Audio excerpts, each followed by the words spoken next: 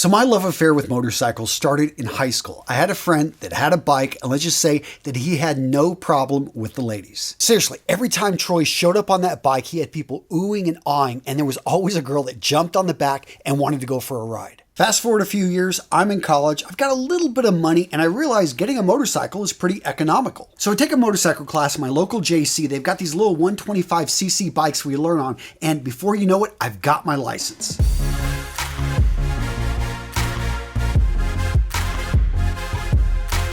So my first bike that I picked up for $400, a Kawasaki 750 Special. I remember I took my friend Brent to check this thing out. He was pretty good on bikes. He rode it and he came back and said, Tony, you are going to kill yourself on this thing, but it's an awesome bike if you want it. Now, obviously he was joking, but he did want to point out, hey, this thing has power. You got to be careful on this. And I did have my first accident on that bike. Now that first accident wasn't serious. I hit some gravel at a slow speed, dropped the bike on its side, scratched up the bike a little bit, but I was okay. And, you know, to be honest, I've got to be super careful because there's so many things outside of my control when I'm riding. Even if I'm an excellent driver, I got to worry about other vehicles. I got to worry about road conditions. Now, obviously in today's video, we're talking bikes. If you've got a favorite motorcycle that you've owned or you want to own, guys, I want to hear you down in the comments. What is your dream bike? What is the bike that you had that you absolutely loved? I'm laying out my 3 bikes in this video, but I want to hear about yours down in the comments below. Gents, in case you haven't heard, I had my 5th child and 4th daughter, Marina Feodosia Centeno, born on March 16th of this year. Yes, she's absolutely beautiful and mom and baby are healthy, but as soon as she was born, guess what? I'm thinking about her future. I'm thinking, okay, how can I make sure that she is protected? Well, gents, that's why I'm happy to bring you today's sponsor, Fabric. They make getting a quality term life insurance policy for your family quick, easy, and super affordable. And let's face it, guys, life is complicated enough, especially, those of you guys with families, with kids. What I love about Fabric is they have incredible term life insurance policies that can be customized to your family and can be up and running in just 10 minutes. Guys, Fabric has moved everything online. So getting a policy that's right for your family isn't complicated at all. In fact, planning your family's future has never been easier. So when you apply online, it takes about 10 minutes. You're going to be able to see your quote and then personalize. And you could be offered coverage instantly with no health exam required. Fabric's also affordable, and they've got significant savings over other providers with great quality policies like $1 million in coverage for less than $1 a day. Oh, and a little bit of background. They're fully backed by Vantis Life, which many of you guys in the insurance know is one of the most trusted names in life insurance since 1847. So knowing that, you can feel confident you're getting a high quality policy that's perfect for your family. They've also got almost 2,000 reviews over on Trustpilot, the vast majority 5-star, and they've got a 30-day money-back guarantee, and you can cancel at any time. I also appreciate how Fabric was built by parents for parents, so they really understand your financial needs. Beyond life insurance, they can also help set up wills, college funds, and savings accounts. If you've got 10 minutes, you can start protecting your family's financial future. Go to meetfabric.com/RMRS. And gents, I went through the application the other day, 10 minutes, and you're on path to securing your family's financial future. Again, go to meetfabric.com/RMRS. Awesome company. Go check them out. Now, my second bike was a Kawasaki Vulcan 1500. I picked this one just a year after that first bike. I'd saved up my money. I wanted something nicer, something a little bit bigger, heavier, stronger, that was lower to the ground, actually relatively easy to ride. Now, that Kawasaki Vulcan was a beautiful bike. Not only did it look good, that thing had power. So much torque with that bike. I mean, I could throw somebody heavy on the back and it wouldn't slow down. I mean, that thing could move. Unfortunately, within 2 months of buying my first new bike, I totaled my first new bike. Now, this accident was a lot more serious, not just because I totaled that vehicle, but also because I had a passenger on the back. Basically, I was taking a turn and all of a sudden there was a vehicle stuck right there in the middle of the road, and I locked up my brakes like I had been trained to do actually in that safety class I took, and I kept the bike up, but we probably hit the back of that Winnebago 15 miles an hour, 20 miles an hour, and it crumpled my forks, brought the whole bike together. We flew off the bike and actually hit the soft part of the Winnebago and then fell on the ground. And believe it or not, we walked away from that incident with nothing more than just sore muscles and a sore body.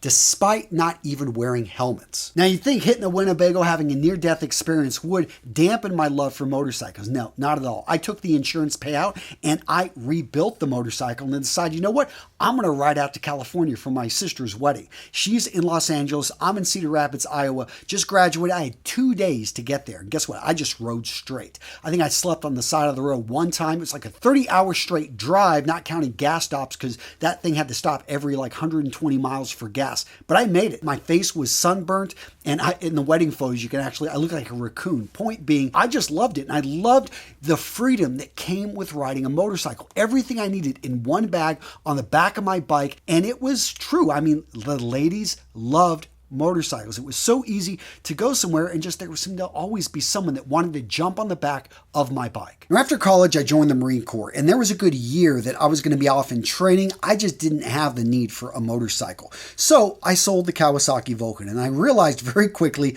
you do not really get your money back on these type of motorcycles. I think I had like $6,000 into that bike and I got $3,000. So look, I had paid it off. But yeah, I realized very quickly that this isn't something that these are not investments. So I finished up the basic school in Quantico, Virginia with the United States Marine Corps, and I knew my path. I was going to be a student naval aviator, and I was going to go down to Florida, Pensacola to be specific. Then I was going to be in Corpus Christi, and I knew, hey, this is great weather for motorcycle riding. So before I left Pensacola, I picked up my next bike, a 2000 Sprint ST. Now that same year, Tom Cruise came out with the movie Mission Impossible 2. And I didn't buy the bike because of that movie, but when I saw a Triumph in that movie, and it was very similar to my bike. I had the Sprint ST. I mean, I was just like, wow, what a great decision. And I can tell you, I fell in love with this bike because it was everything I'd wanted. Having gone through a couple bikes, I realized I wanted something that was sporty, but at the same time, I wanted something that had performance. I wanted a bike I could take on long trips, but I wanted something that looked good and young and it screamed sex appeal. That being said, when I finished up my time in the Marine Corps, I decided, you know what? I am going to go see everything. I'm going to do one of these epic adventures that everyone talks about. So I'm going to go do the Four Corners. So in motorcycle lingo in the United States, the Four Corners are the four edges of the United States. Hitting this is an epic like 6,000 mile trip. It's something that most people just never have the time for. Again, I had built up a bunch of leave. I was on terminal leave with the military, so I had like 60 days and I was getting paid for it. I'm like, you know what? I'm just going to take this trip, put everything into storage, and I, from San Diego area, started heading north. I knew I was going, I had friends up in Seattle and I had people maybe I could stop and see in Bend, Oregon. I had just friends that I had stayed in touch with for years, and I was just sleeping on couches. I was sleeping again on the side of the road. It was just something, when you're single, you don't have anything. I had no family. I had a girl I was dating, who's now my wife. But at the time, I was just like, hey, I'm just going to go have fun. Whatever happens, happens. And I kept going. I decided to make it a little bit bigger. I went up to actually the Victoria up in Canada, and there was some beautiful parks. Ended up taking some boats around, met up some friends up that way.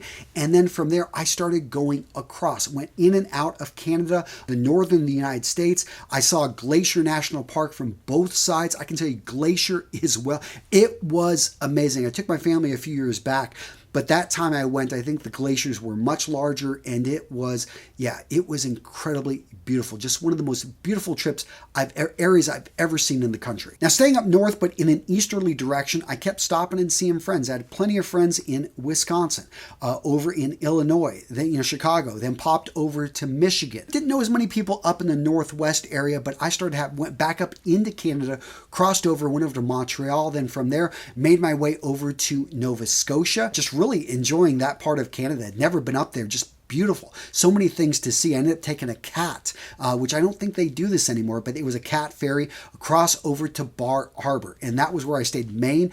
Now, I don't know what it was about Maine, but I just idealized that state for the longest time. I just loved the idea of its location, of it just simply having that cold weather at the same time, the beautiful summers. Spent a lot of time on the coast where I loved the look of it, just all the different lighthouses. I stopped at this one bed and breakfast and just ate lobster. It seemed like every night I was there. It wasn't as inexpensive as I thought it was going to be, but it was well worth it. And then started making my way down the East Coast. Stopped in Boston, drove through Rhode Island really quick. I was pretty much trying to, on this trip, I realized I might as well hit all lower 48 states. So I had kind of randomly hit a lot of the ones in the northwest and then the north central. Now I was make sure I decided to go through all the entire northeast, and that's exactly what I did. I went all over the place, hitting Rhode Island, going to New York, New Jersey. I got out of New Jersey pretty quick, not just making fun of you guys. I love New Jersey, but went through New York City, then kept moving down south.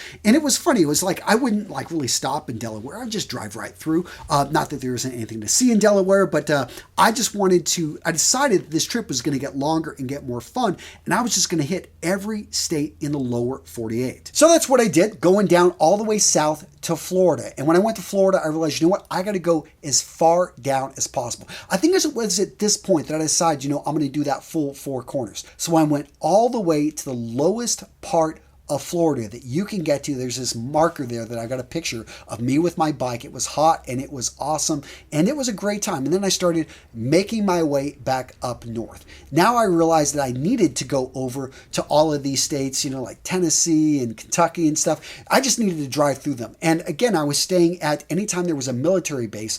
One of the interesting things is since I was still in the military, I could stay on base relatively cheap at a BOQ. And that's exactly what I would do. If there wasn't a base, I would find, $25, $35 a night, just random motels, or camp on the side of the road because I had all my gear.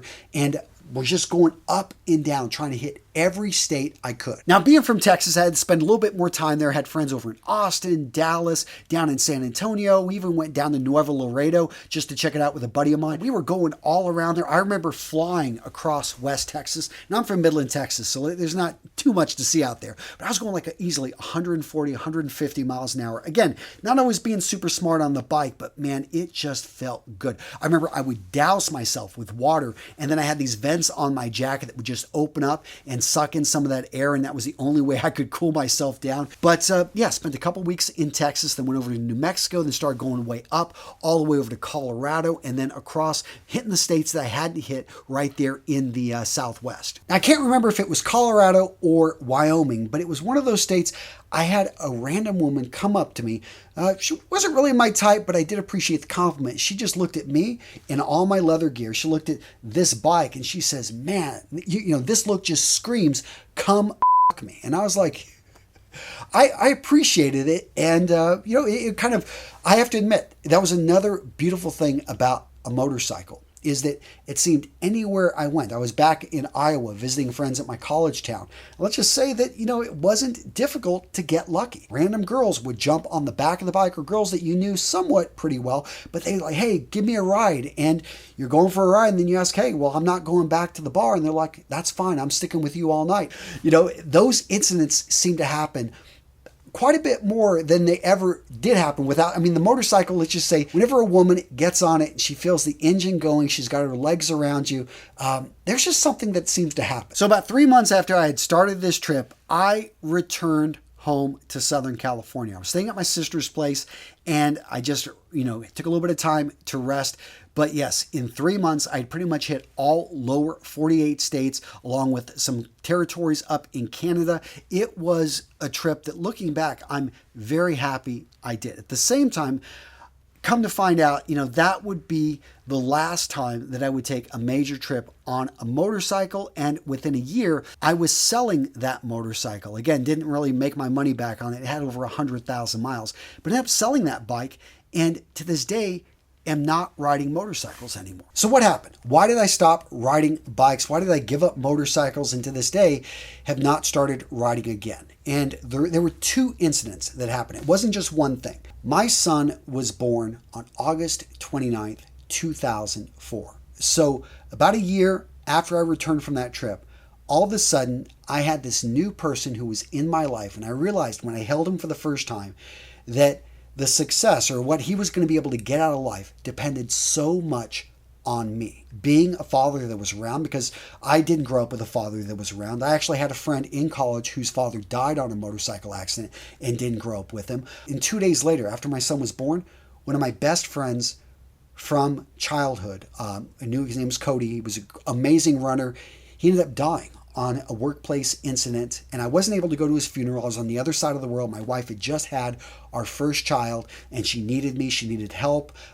It was something that was very painful for me to have this life and then death situation all within about 48 to 72 hours and to realize how important my life is now for my wife, for my son, and how fragile life is. Because so many times, again, I talked about all these accidents I had, and I didn't even talk about all the small ones. I remember I was going into work one time. I rode my motorcycle to work when I was in the Marines, and I was under the weather, not feeling too good. I was literally like 500 meters from my base. I was at Camp Horno, also called Camp Porno, right there in Pendleton. But basically, I was having trouble. I was just a little feverish, and I hit some water. And I remember even seeing it coming. I'm like, I gotta be careful there. But I was going slow. When you drive a motorcycle slow, it doesn't have as great a balance.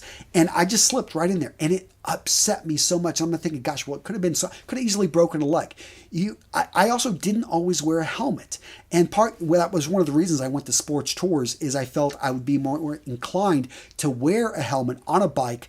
That cruiser bikes, there's just something about not wearing a helmet, especially if you live in Iowa or you live here in Wisconsin, home of Harley Davidson. No, a lot of people do not wear helmets. They're all about, freedom, but really to me, it just drives up insurance prices and it's stupid. But I was that stupid person, so I get it.